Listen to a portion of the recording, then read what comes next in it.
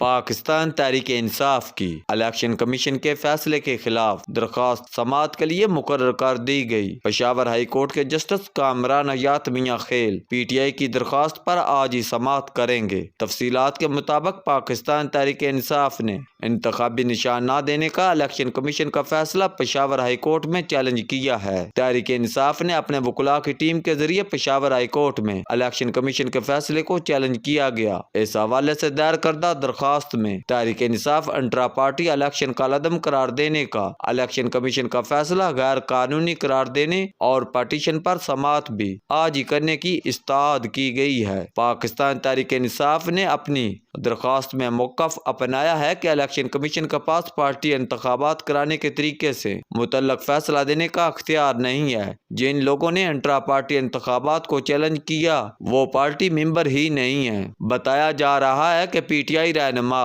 بابر اعوان بھی Peshawar high court پہنچے۔ اس موقع پر میڈیا سے گفتگو میں انہوں نے کہا کہ پی ٹی آئی کا انتخابی نشان بلہ تھا اور بلہ ہی رہے گا۔ بلے کے نشان سے دو قسم کے لوگ خوفزدہ ہیں، جنہوں نے اس ملک سے غداری کی اور دوسرے وہ جنہوں نے ملک کا پیسہ لوٹ کر بیرون ملک جائیدادیں بنائیں۔ انہوں نے مزید کہا کہ سپریم کورٹ نے کہا ہے کہ الیکشن میں جو بھی رکاوٹ ڈالے گا ان کے خلاف توہین عدالت کی کارروائی ہوگی، اور پنجاب میں پری پول دھاندلی ہو رہی ہے۔ یہاں امیدواروں سے کاغذات نامزدگی چھینے گئے، ہماری خواتین کے آنچل کھینچے گئے، رکاوٹیں ڈالنے پر سپریم کورٹ میں توہین عدالت کی درخواست بھی دے رہے ہیں۔ پی ٹی آئی کے انصاف لہر کے ترجمان معظم بٹ کا کہنا ہے کہ الیکشن کمیشن کا قانونی طور پر ایک ناقص فیصلہ ہے۔ غیر متعلقہ شخص کی درخواست پر انتخابی نشان واپس لینا غیر قانونی ہے۔ الیکشن کمیشن کا فیصلہ بدنیتی پر مبنی ہے۔